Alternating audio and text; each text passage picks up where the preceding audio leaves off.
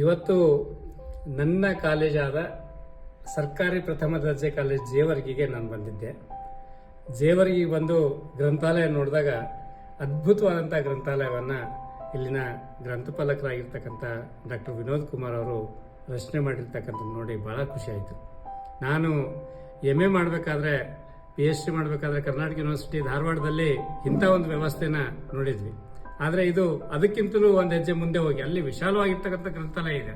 ಆದರೆ ಇಲ್ಲಿರ್ತಕ್ಕಂಥ ಏನು ಲಿಮಿಟೆಡ್ ಸ್ಪೇಸಲ್ಲಿ ಕೂಡ ಹೊಸ ಒಂದು ಟೆಕ್ನಾಲಜಿನ ಬಳಸಿಕೊಂಡು ಹೊಸ ತಂತ್ರಜ್ಞಾನವನ್ನು ಬಳಸಿಕೊಂಡು ವಿದ್ಯಾರ್ಥಿಗಳಿಗೆ ಗ್ರಂಥಾಲಯ ಬಹಳ ಹತ್ತಿರ ಆಗೋ ರೀತಿಯೊಳಗೆ ಏನು ಅಭಿವೃದ್ಧಿಪಡಿಸಿದ್ದಾರೆ. ಹಾಗಾಗಿ ನಾನು ಇಡೀ ಜೇವರ್ಗಿಯ ಎಲ್ಲ ವಿದ್ಯಾರ್ಥಿ ಸಮುದಾಯದ ಪರವಾಗಿ, ಶೈಕ್ಷಣಿಕ ಸಮುದಾಯದ ಪರವಾಗಿ ಇಲ್ಲಿನ ಗ್ರಂಥಪಾಲಕರಿಗೆ ನಾನು ತುಂಬ ಹೃದಯಂತ ಅಭಿನಂದನೆಗಳನ್ನು ಹೇಳ್ತಾರೆ. ಇಂಥ ಗ್ರಂಥಪಾಲಕರು ನಮಗೆ ಸಿಕ್ಕಿದ್ದಾರೆ, ಅವರಿಗೆ ಧನ್ಯವಾದಗಳು.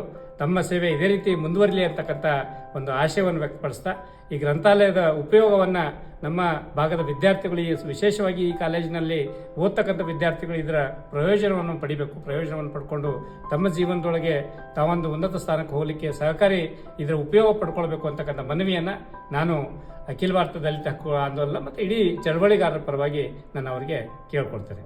ಧನ್ಯವಾದಗಳು.